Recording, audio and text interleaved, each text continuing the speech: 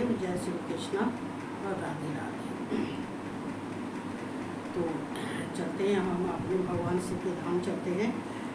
देखो ये क्या है, ये शिव कथा कहते हैं। यहाँ शिव कथा सुनने से अगर हमारे मन को शांति मिलती है तो जरूर सुनना चाहिए, जरूर कहना चाहिए। कहते हैं ये कथा सुनने से, श्रवण करने से, मनन करने से तो ये मनुष्य का जीवन बदल जाता है, मनुष्य ही बदल जाता है। तो कोई ये हमारे धर्म के कार्य करने होते हैं तो हम धर्म के कार्य के साथ साथ हमें ये सब भगवान के भी जो कार्य हैं वो भी सब करने पड़ते हैं। तो पहले भगवान शिव यहाँ ये कहते हैं कि देखो अगर किसी के पास टाइम नहीं है, भगवान शिव ये नहीं कहते हैं कि तुम अपना काम रोक दो, कि तुम अपना कोई कारोबार नहीं करो, कि बिजनेस नहीं करो, कि सर्विस नहीं करो। भगवान शिव ये नहीं कहते हैं। भगवान शिव कहते हैं कि जब तुम यहाँ इस लोक में आए हो तो कार्य सारे करो, लेकिन सारे कार्य करने के पहले जब कहते हैं सूर्य उदय होता है तो हम भगवान का ध्यान करते हुए जब हम उठते हैं, भगवान सूर्य को हम नमस्कार करते हैं तो हमारे जितने बिगड़े हुए कार्य हैं वो सारे कार्य। तो वो सुबह सुबह का हम जिस तरह से हम सुबह का हम सम्मान करते हैं, हम उदय काल का सम्मान करते हैं, तो सम्मान इसलिए करते हैं कि हमारे भगवान शिव ये किससे प्रसन्न होते हैं, इसी से प्रसन्न होते हैं। तो शिव को प्रसन्न करने के लिए, माँ जगदम्बा को प्रसन्न करने के लिए, अपने सारे जितने पितृदेव हैं सबको प्रसन्न करने के लिए सबको पहले धन्यवाद दो। चूँकि देखो सुबह उठते ही जो तुम कार्य करते हो वो कवच हो जाता है।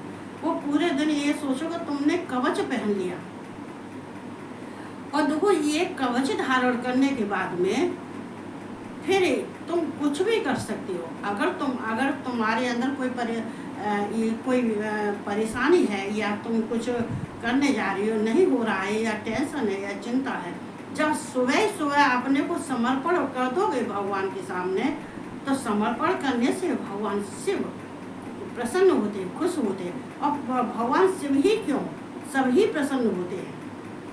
तो हमें अपना कार्य करने के लिए, अपने जीवन को उच्च पद पर ले जाने के लिए, हमें अपने जीवन को सफल बनाने के लिए और भोग मोक्ष पाने के लिए, और अपने जो कर्मों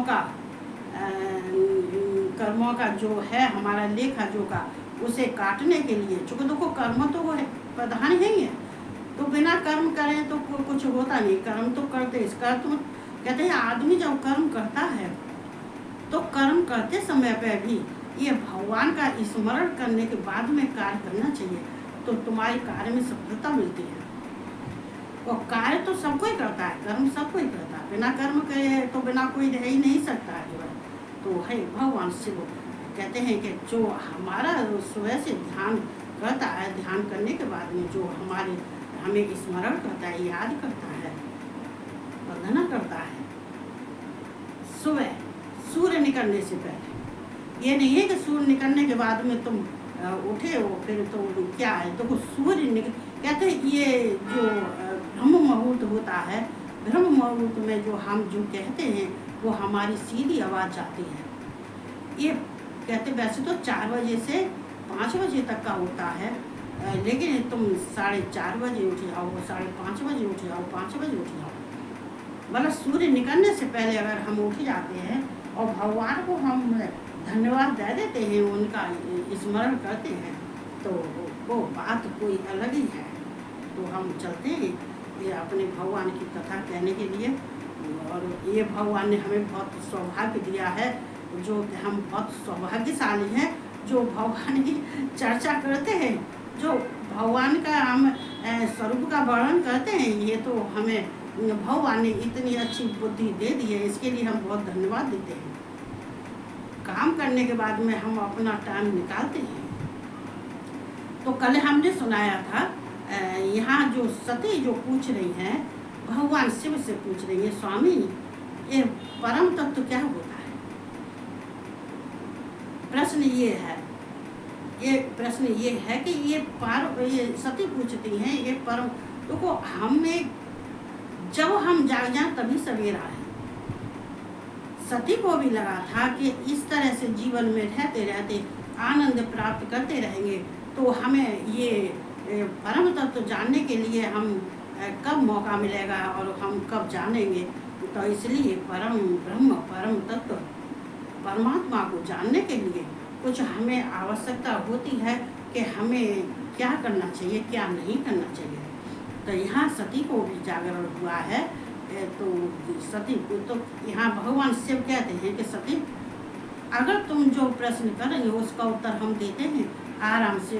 हमारे प्रश्न तुम्हारे प्रश्नों का उत्तर हम दे रहे हैं, आराम से बैठ के सुनो उसको एकांत में। देखो सती एकांत में, भगवान शिव को एकांत में ले गई थी, एकांत यानी स्वामी एकांत में बैठ के बात करनी है। देखो ये भगवान की चर्चा जब हम सुनाते हैं तो कह जोर उच्च स्वर से सुनाते ही हैं, लेकिन जब हम ज्ञान लेते हैं किसी से तो एकांत में लेना चाहिए। वहाँ तुम्हारी कोई विघ्न बाधा नहीं आनी चाहिए। तो यहाँ सती एकांत में बैठ के तो भगवान शिव कह रहे हैं जो विज्ञान है तो ये विज्ञान ही ये माता है भक्ति की। जो विज्ञान है ये माता है किसकी है, भक्ति की। जिसको विज्ञान हो जाता है, भगवान शिव कह रहे हैं कि जिस जीव को विज्ञान प्राप्त हो जाता है तो उससे परमात्मा की प्राप्ति हो जाती है, उसको भक्ति प्राप्त हो जाती है। जैसे कि उसको जब भक्ति प्राप्त हो जाती है और विज्ञान प्राप्त हो जाता है तो उसके मन में, जीव के मन में आ जाता है, मनुष्य के मन में आ जाता है कि मैं शिव हूँ।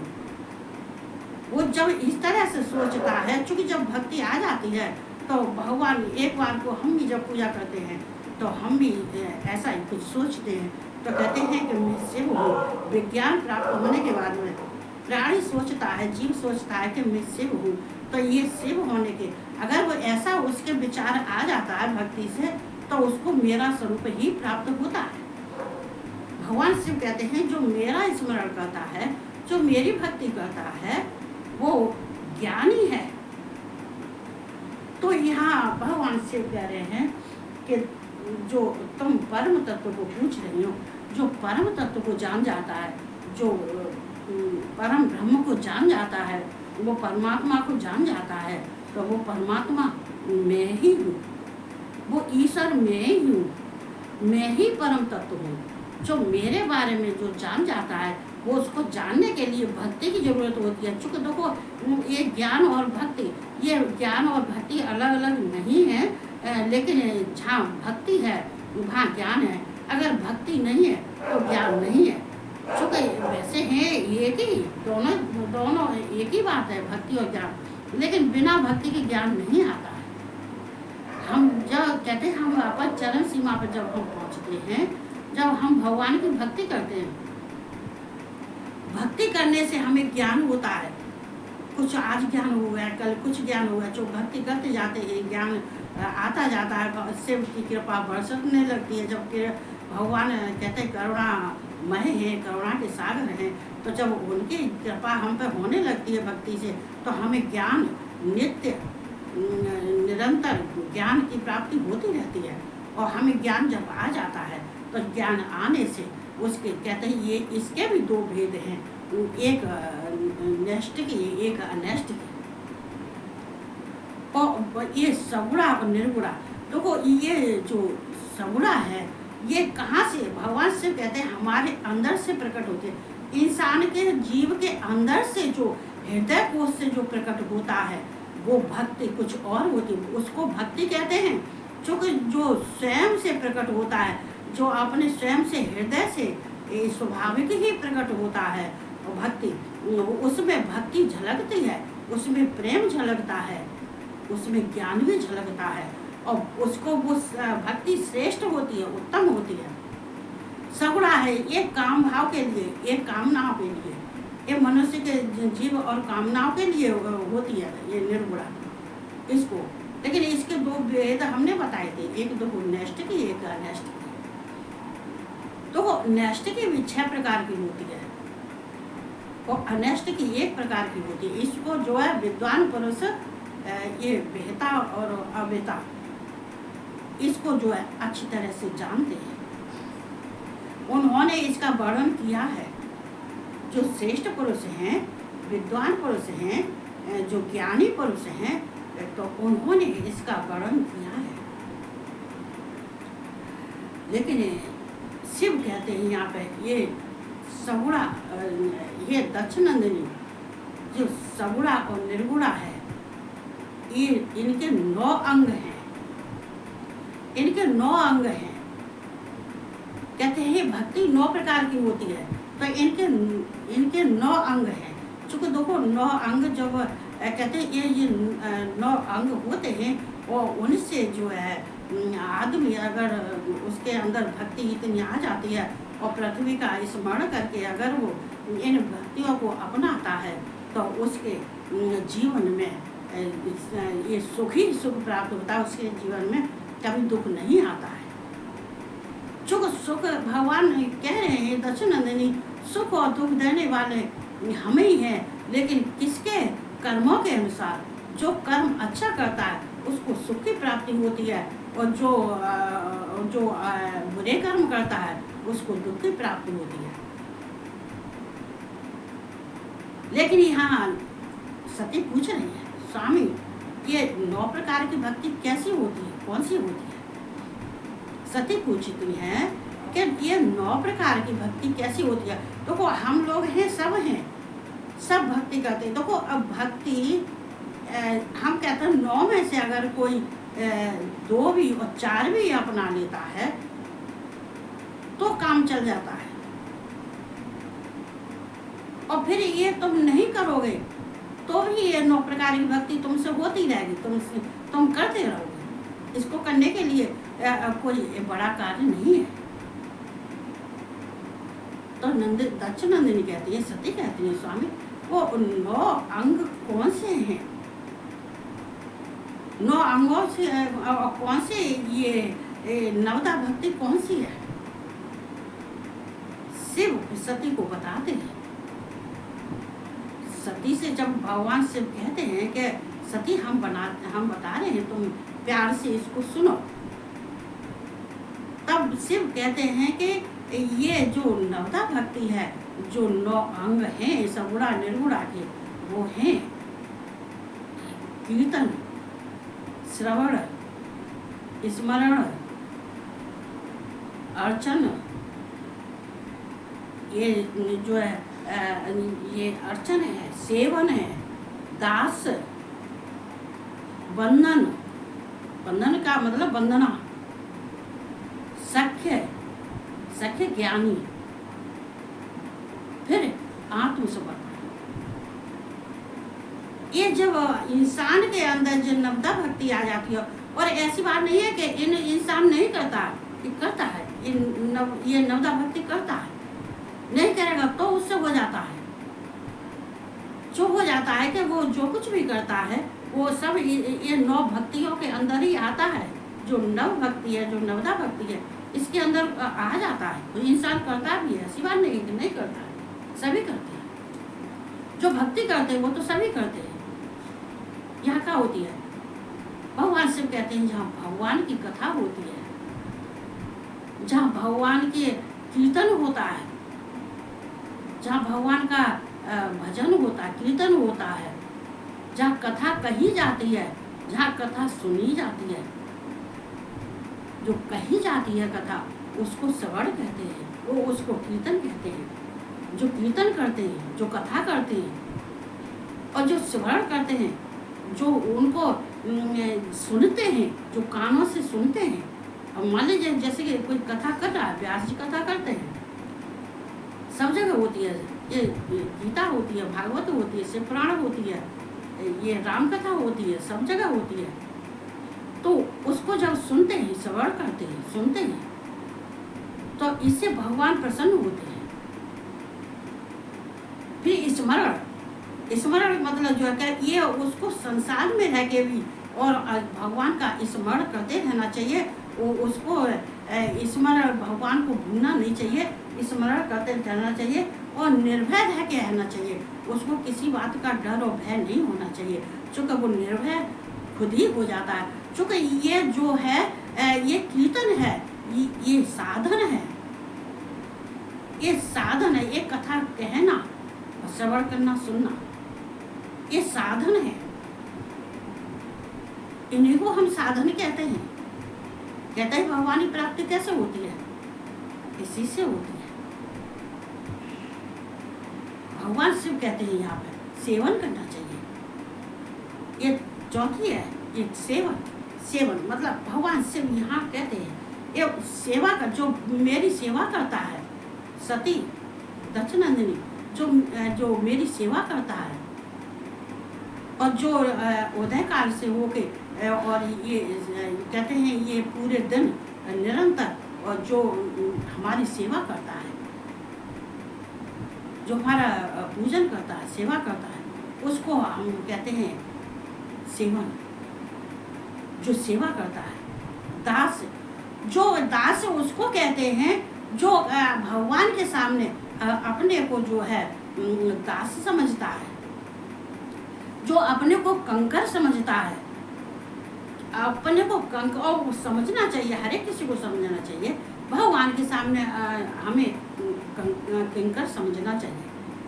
हमें ये नहीं समझना चाहिए कि हम ये हैं कि वो हैं कि हम ये नहीं, दास बन के रहना चाहिए। जो दास बन के रहता, कहते शिव है, ये शिव है, शक्ति है, भगवान है, ईश्वर है, हम इनके दास हैं। हम सेवा करते हैं, सेवन, हम सेवन करते हैं, हम उनका स्मरण करते हैं, हम उनका श्रवण करते हैं, हम उनका कीर्तन करते हैं, हम उनके दास हैं। वो हमारे ईश्वर हैं, वो परमात्मा हैं, परमेश्वर हैं, वो सर्वशक्तिमान हैं। हम उनके दास हैं। और जो उनकी अर्चना करता है, अर्चना का मतलब क्या होता है?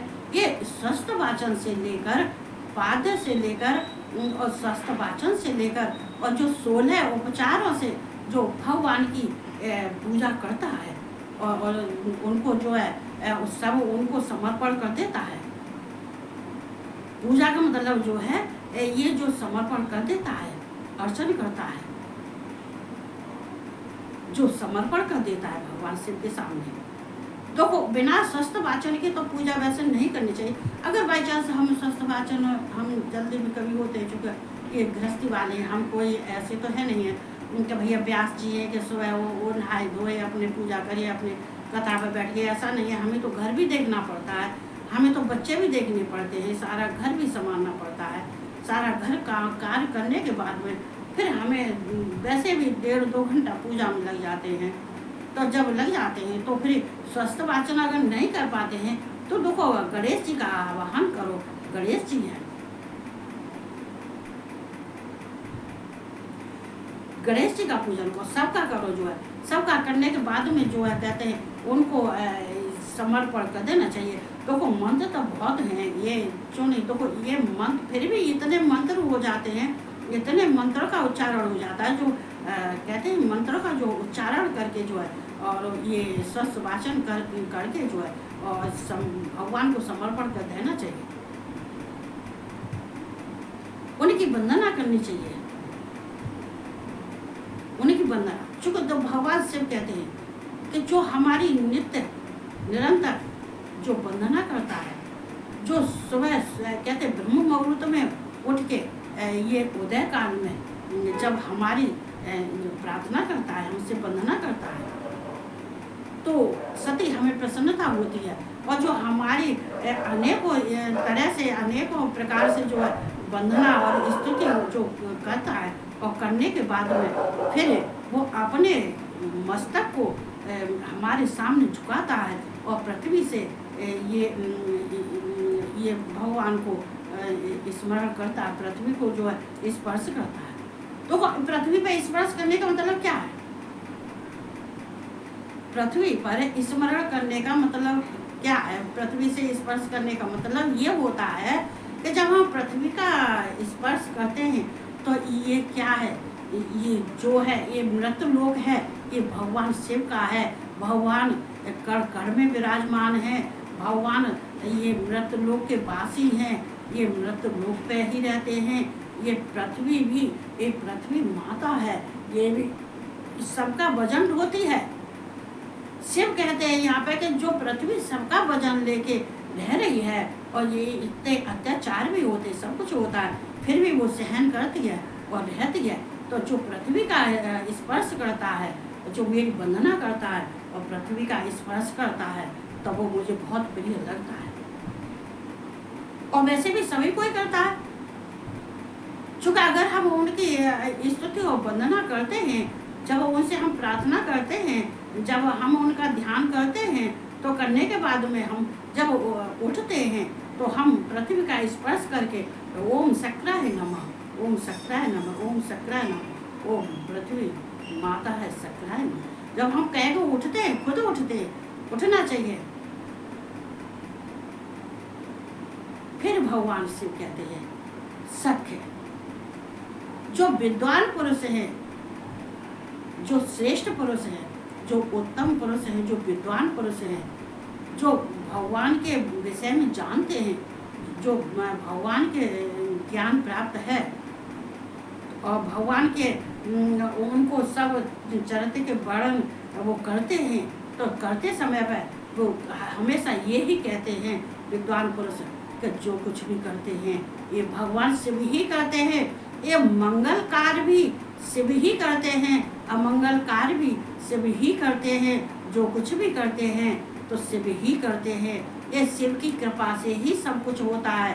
तो हम जहाँ पर विद्वान पुरुष तो हमेशा ये सोचता है, चूँकि देखो ये हर एक किसी को सोच लेना चाहिए कि हमारे साथ में अगर कुछ हो रहा है तो ये शिव की कृपा से हो रहा है, अच्छा हो रहा है। तो ये विद्वान पुरुष जो श्रेष्ठ होते हैं, जो उत्तम होते हैं, जो भगवान पर विश्वास रखते हैं, वो यही सोचते हैं कि जो कुछ भी कर रहे हैं वो शिव ही कर रहे हैं, ये शिव की कृपा से ही होता है।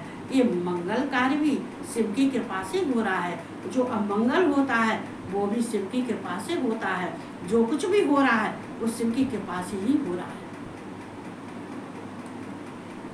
सख्य का मतलब क्या है कि विद्वान, सख्य का मतलब है विद्वान, जो श्रेष्ठ पुरुष हैं, जो विद्वान है, वो इस बात को सोचते हैं। और जो अज्ञानी हैं, जिनको ज्ञान ही नहीं है, तो वो थोड़ा सा दुख आया घबरा जाते हैं, परेशान हो जाते हैं। ये क्या हुआ, ये क्या हुआ, ये भगवान ने कर दिया, भगवान ने अच्छा नहीं किया, भगवान ने हमारे साथ में बुरा किया। अरे भगवान ने तुम्हारे साथ में नहीं बुरा किया है भैया, तुम्हारे साथ में भगवान कैसे बुरा कर सकते हैं? भगवान सबका अच्छा करते हैं, किसी का बुरा नहीं करते। तुम उनकी संतान हो, कोई संतान को अपने को कोई दुखी नहीं देख सकता है। तो यहाँ भगवान से फिर ये नमवा है, वो आत्मसमर्पण है। जब विद्वान ये जान जाते हैं कि जो कुछ भी हमारे जीवन में हो रहा है, मंगल कार्य अमंगल कार्य, जो कुछ भी कार्य हो रहा है सब शिव की कृपा से हो रहा है, ये जो कुछ भी कर रहे हैं वो शिव ही कर रहे हैं, हम कुछ नहीं कर रहे हैं, ये समझ लेनी चाहिए। आत्मसमर्पण, नमवा आत्मसमर्पण है। आत्मसमर्पण अपने को, जो तुमने ये 8 अंग, जो 8 अंग थे, उन 8 अंगों को ये भगवान शिव को समर्पण कर देना चाहिए। जो भगवान शिव को जो 8 अंगों को समर्पण कर देता है और जो अपने कल्याण के लिए भी नहीं कुछ रखता, अपने जीवन निर्वाह के लिए भी नहीं कुछ रख सकता कि हमें अपना जीवन निर्वाह कैसे करना चाहिए, हमें अपना बारे में हमें कुछ ऐसा करना चाहिए जिससे कि हमें सुख की प्राप्ति हो। अगर उसके अंदर ये भाव नहीं आता है और वो बिना निर्वाह के और आत्मसमर्पण कर देता है, वो जैसा है वैसा भगवान शिव को समर्पण कर देता है कि जो भी हमने किया था, हमने कीर्तन किया था, हमने श्रवण किया था, हमने जो स्मरण किया था, या हमने जो अर्चन किया था, हमने सेवन किया था, हमने जो बंधन किया था, जो हमने जो दास बन के जो कुछ भी किया था, हमने जितना जो कुछ भी किया है वो हमने सब भगवान शिव को समर्पण कर दिया। कहते हैं जो नववा ये 8 अंग, 8 प्रकार की भक्ति को जो समर्पण कर शिव को कर देता है, अपने पास कुछ भी नहीं छोड़ता। चूँकि समर्पण एक बहुत बड़ी चीज होती है। समर्पण, जिसने अपने को समर्पण कर दिया है हालांकि देखो कष्ट किसको नहीं होता है, तो किसको नहीं होता। संसार में आने के बाद में अपने ही अपने को काट रहे हैं, काटते हैं, अपने ही काटते हैं। बाहर वाला कोई काटने नहीं आएगा। बाहर वाला तुम्हें दुख देने के लिए नहीं आएगा। और बाहर वाला दुख देने के लिए क्यों आएगा? क्या वो तुम्हारा कुछ खाता है? क्या तुम्हारा कुछ लेता है? क्या तुम उसका खाती हो, कर लेती हो? बाहर वाले को तो क्या ऐसी कोई बात भी नहीं है कि समाज हमें दुखी करेगा। ये जो संकट आते हैं अपनों से ही आते हैं। जो कहते हैं जो दुख और कष्ट देते हैं वो अपने ही देते हैं। तो उन सबको कष्टों को न सोच के किसी अपने दुख सुख अपने जीवन निर्वाह सबको कुछ भी अपने पास नहीं रखता है। ना ही दुख ना ही सुख ना ही जो जितनी भक्ति की है वो भक्ति, कुछ भी अपन खाली है जाना है। बिल्कुल डिब्बा कहते हैं, खाली डिब्बा बिल्कुल खाली हो जाना है। और जो कुछ भी है वो सब 8वीं जो तुमने भक्ति की है वो आत्म नमोमी भक्ति, वो अपने को समर्पण कर दो। जो कुछ भी किया है भगवान शिव को दे दो। अच्छा है या बुरा है, जैसा तुमने किया वैसा भगवान शिव को दे दो। शिव कहते हैं जो तुम अपना दुख भी मुझे दे दोगे, सुख भी मुझे दे दोगे, तुम अपना शांति भी मुझे दे दोगे, अशांति भी मुझे दे दोगे, तुम जो तो तुम्हारा कहीं अपमान हो रहा है मुझे भी सौंप दोगे, सम्मान भी मुझे, जब सब कुछ तुम सौंप दोगे तो उसमें से भगवान शिव गणना करते हैं कि ये भक्त मेरा कहाँ पहुंच गया, ये कितना परिश्रम करता है, कितनी मेहनत करता है, इसके अंदर कितना धैर्य कितना संयम है। ये दुख में भी समान रहता है, ये सुख में भी समान रहता है, ये अपने को बैलेंस बना के रहता है। और फिर भी अपने को मेरे पास मेरे सामने समर्पण कर देता है। तो ये इंसान कितना अच्छा है। फिर जब हम कहते हैं कि जब सब कुछ आत्मसमर्पण जब कर देते हैं, सब कुछ समर्पण शिव को कर देते हैं, तो भगवान शिव सती से कहते हैं हे दक्ष नंदिनी, ये जब ये नवदा भक्ति करने के बाद में और सब कुछ जीव जब मुझे समर्पण कर देता है तो अब आगे मुझे देखना होता है कि इसके लिए क्या देना है क्या नहीं देना है, किस समय पर देना है किस समय पर नहीं देना है, क्या चीज़ इसके लिए उचित है क्या चीज़ इसके लिए अनुचित है। तो यहाँ कहते हैं सती जो ऐसा इंसान होता है मैं उसको जितना वो मुझे देता है अपनी भक्ति से अपने परिश्रम से अपनी मेहनत से मैं उसको सूद सहित लौटाता हूँ, उसको सारे सुख देता हूँ। अगर उसका कोई अपमान करता है तो मैं उसको संसार में यश फैलाता हूँ और उसको भोग और मोक्ष देता हूँ। उसको चूंकि नवदा भक्ति करने के बाद में आदमी निखर के आ जाता है बाहर, उसके अंदर तेज आ जाता है।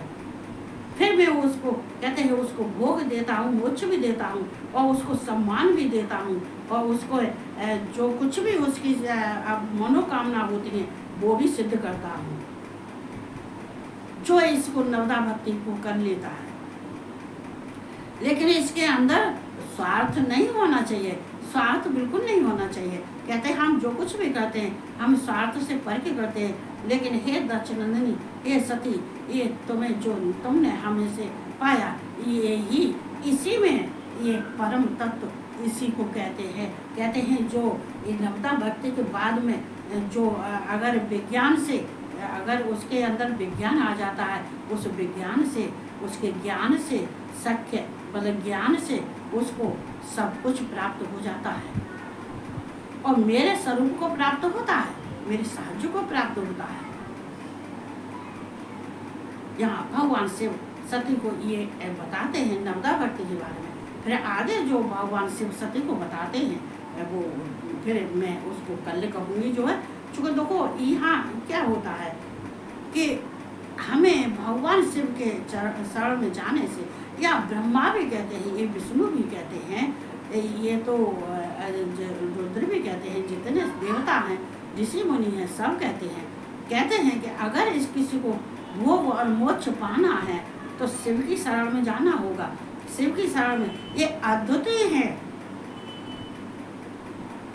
ये अद्वितीय है, ये निराकार भी है, ये साकार भी है। ये साकार रूप धारण करने के लिए हम मनुष्यों के लिए, देवताओं के लिए, मुनियों के, ऋषि मुनियों के लिए, ये सब के लिए भगवान शिव ने अपनी माया से, अपनी मर्जी से अपने शरीर को धारण किया है।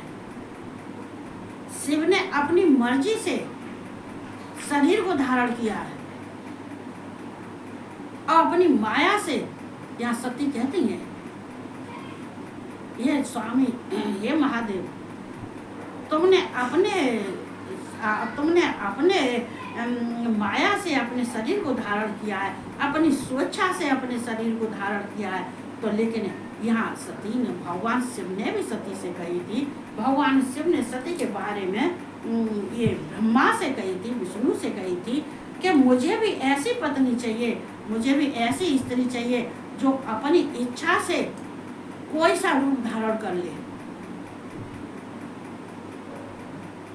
जब भी मुझे जरूरत पड़े, जब भी उनको किसी रूप की जरूरत पड़े, और देवताओं के लिए, मनुष्यों के लिए, सबके लिए, तो वो अपनी स्वेच्छा से कोई सा रूप धारण कर सके। मुझे ऐसी स्त्री की जरूरत है।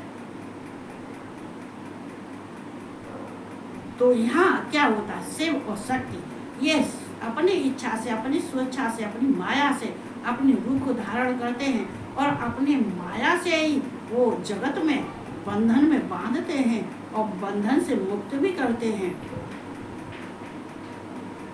तो इसलिए हमें भगवान के कहते हैं अपने प्रारब्ध को जगाने के लिए, अपने प्रारब्ध को उज्जवल बनाने के लिए, अपने कर्मों को काटने के लिए। देखो, कर्म तुम्हारे किसी से और कोई भी प्राण पढ़ लो, एक शिव प्राण, ये 18 प्राणों में ये चौथा ये शिव प्राण है। इस शिव प्राण को पढ़ने के बाद में फिर किसी वेद पुराण को पढ़ने की जरूरत नहीं रह जाती है, क्योंकि ये भोग और मोक्ष देने वाला यही है। ये हमारे प्रारब्ध को भी जगाता है, ये हमारे भविष्य को भी, ये हमारे वर्तमान को भी। इसी से हमें कहते हैं, हमें जो वर्तमान में हम जी रहे हैं, जो हम कार्य कर रहे हैं, तो वो हम केवल भगवान शिव की कथा से और भगवान शिव की उपासना से, भगवान शिव की और माँ सती की, माँ पार्वती की, उन्हीं की कृपा से हम कहते हैं जब गिर जाते हैं तो गिरते गिरते हमें वो साधते हैं, हमें उठा लेते हैं, हाथों पे उठाते हैं, गोदी में लेते हैं, प्यार करते हैं। और जब उनका हमारे साथ में ऐसा होता है तो फिर हमें फिर किसी संसार की जरूरत नहीं रहती है। तो यहाँ कहते हैं फिर किसी वेद पुराण की भी जरूरत नहीं रहती है। ये सब वेदों का सार है, ये शिव पुराण सब वेदों का, और ये जितने हैं पुराण हैं, जितने वेद हैं, ये सब का शिव, ये शिव कथा ये सार है। सब कुछ तुम्हें ये शिव कथा में मिलेगा, लेकिन कहना चाहिए इसको मतलब जो है शुरू से लेके शुरू तक कहना चाहिए। तो को समझ में तभी आता है जब हम कथा को एक कथा की तरह से कहते हैं, शुरू से लेके शुरू तक कहते हैं। जब सुनाते हैं, जब सुनते हैं तो आनंद आता है। तो हर एक किसी को ये सोचना चाहिए, समझना चाहिए कि हमें कहाँ से, तो को कहते हैं कि तुम्हें अगर भगवान शिव नहीं होंगे, अगर पार्वती और भगवान शिव साथ नहीं देते हैं, तो तुम तो कहते नहीं है कि इस संसार में तुम्हें तो छीर छीर कर फेंक दो। देखो ये कितनी अफवाहें हो रही हैं, कितनी अफवाहें उड़ रही है। ये हम मैं नहीं कह सकती, 3 ट्रेन की टक्कर हुई है, कितना आदमी मरा है, कितना आदमी अस्पताल में पहुंच गया, ये कह नहीं सकते। ये घटना जो घट रही है, ये जो रोज के जो कांड हो रहे हैं, ये क्यों हो रहे हैं, ये कैसे हो रहे हैं, इसका भी ज्ञान होना चाहिए। जितने वेद व्यास जी हैं, जितने ही राम कथा हो रही है, जहाँ ये भागवत हो रही है, जहाँ शिव पुराण हो रही है, वहाँ पर सब व्यास जियों को कहना चाहिए कि ये संसार में इतना उपद्रव क्यों हो रहा है, क्यों फैल रहा है, इतने कांड क्यों हो रहे हैं, किस लिए हो रहा है। यही नहीं है कि हमने कथा कह दी तो हम चुप हो गए, नहीं, इस संसार को जगाओ। इस संसार में सबके ये भक्ति की भावनाएं, इस शिव का स्वरूप और शिव की कथा और शिव की भावनाएं और सबके जीवन में उनका उदय होने के लिए उनको ज्ञान दो। जब संसार में ज्ञान का प्रचार हो जाएगा, ऐसा ज्ञान दो जो उनकी समझ में आ जाए। आदमी बहुत, तो मैं सबकी नहीं कहती हूँ, सब एक से नहीं होते, संसार में ज्ञानी भी हैं, अज्ञानी भी हैं। अरे हम तो कहते हैं जितने अज्ञानी पड़े हुए हैं, जितने कुकर्म कर रहे हैं, अगर उनके अंदर ज्ञान पहुंच जाता है तो संसार का भविष्य उज्जवल हो जाएगा। संसार में प्रकाश फैल जाएगा। एक सूर्य की किरण है, पूरे संसार को जगमगाती हैं, पूरे संसार को प्रकाश फैलाती हैं। अगर आज ये सब चाहें तो हो सकता है कि संसार बच जाए। क्योंकि संसार को बचाने के लिए ये जितने व्यास जी हैं, जितने शास्त्री हैं, आचार्य हैं, व्यास जी हैं, जितने श्रेष्ठ पुरुष हैं, योगी हैं, सतपुरुष हैं, गुरु हैं, इनको कहते हैं कि इनको ज्ञान ऐसा बांटना चाहिए कि जिसके अंदर बुद्धि भ्रष्ट हो गई है, जिन के अंदर, अगर वो सुधर जाते हैं तो यही शिव कथा है, यही राम कथा है, यही भागवत है, यही गीता है, यही सब कुछ है। तो मैं बस इतना ही बोलूँगी। आगे जो नवता भक्ति के आगे भगवान शिव सती क्या और क्या पूछ रही हैं, भगवान शिव और क्या उनको बता रहे हैं, वो मैं कल कहूँगी, कल बताऊँगी। इतना कहते ही हुए और सब क्या करूँ, बोलते ही तो मैं बोलते चली जाती हूँ। क्योंकि ये संसार की चर्चा सुन के ये कभी कभी दुख भी होता है, ऐसी बात नहीं है। अब जो जैसा है वैसा जो सबके लिए होगा, संसार रहेगा हम भी रह लेंगे, संसार नहीं रहेगा तो हम भी नहीं रहेंगे।